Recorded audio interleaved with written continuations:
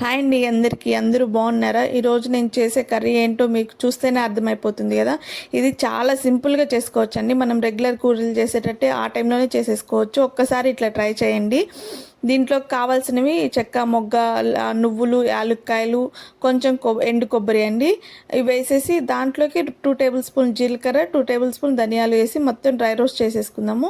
ఇప్పుడు ఇవి ఏగాక దీంట్లోకి నువ్వులు, సోంపు ఇంత తీసుకున్నాం కదా, అది వేసి రోస్ట్ చేశాక కొంచెం బియ్యము కొంచెం యాడ్ చేశానండి. ఈ టైంలో మీకు పల్లీలు వేంపిని లేకపోతే పల్లీలు కూడా వేసుకుని రోస్ట్ చేసుకోండి.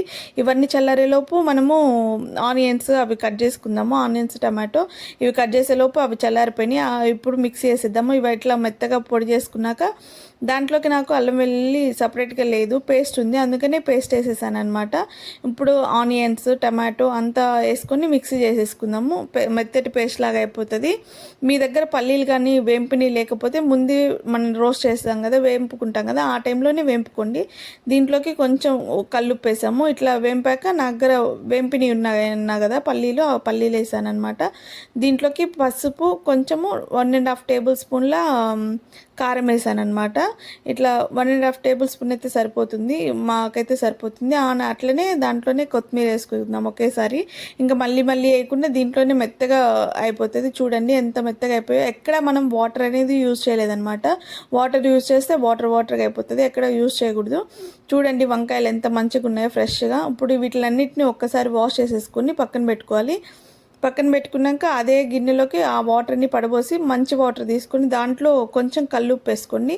ఎందుకంటే వంకాయ అనేది కరుణ్ రాకుండా ఉంటుంది అనమాట. కరుణ్ రాదు, అండ్ అలానే కలర్ అనేది చేంజ్ అవ్వదు, కొంచెం బ్లాకిష్గా అవుతుంది కదా, అట్లా అవ్వదు. ఇప్పుడు వంకాయ ఉంటుంది కదా, వంకాయ వెనక తోడేమో కొంచెం కట్ చేసేయండి. ఇట్లా 4 పక్షాలుగా కట్ చేసుకోండి, 4 ఘాట్లు పెట్టుకోండి. ఇప్పుడు ఇట్లనే మిగతా అన్ని వంకాయలు అనేది కట్ చేసుకోవాలి.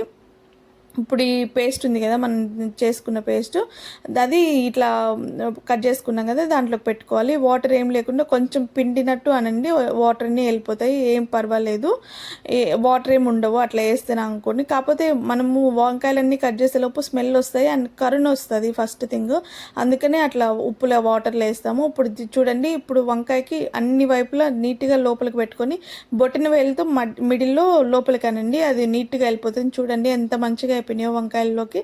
ఇప్పుడు మనకి పేస్ట్ అనేది కొంచెం మిగిలింది కదా, అది మిడిల్లో వేసుకుందాం మనము.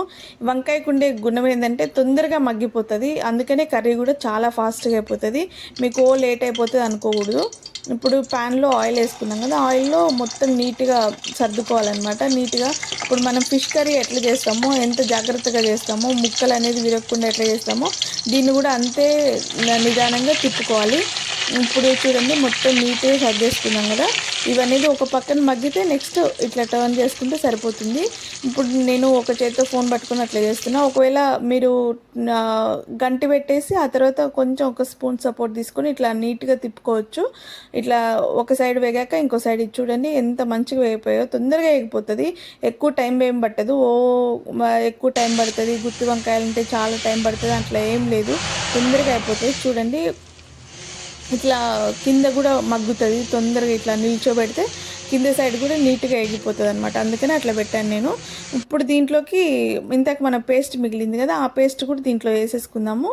పేస్ట్ కూడా వేసేసుకొని నీట్గా కలిపేసుకుందాము. ఆయిల్ పైకి వచ్చే వరకు ఇట్లా ఉడకనిద్దామన్నమాట.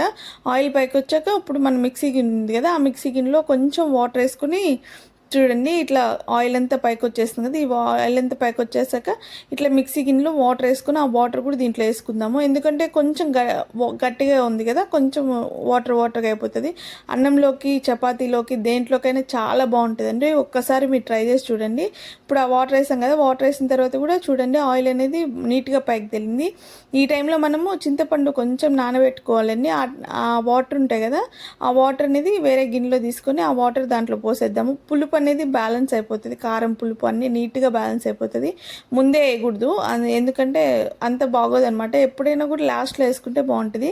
చెప్పా కదా ఇంతక ఫిష్ కర్రీ ఎంత సాఫ్ట్గా డీల్ చేస్తామో దీన్ని కూడా అట్లనే డీల్ చేయాలి, ఎందుకంటే మధ్యలో ముక్క అనేది విడిపోకుండా ఉంటుంది. ఈ టైంలో కొంచెం సాల్ట్ చూసుకొని సాల్ట్ వేసేసేయండి.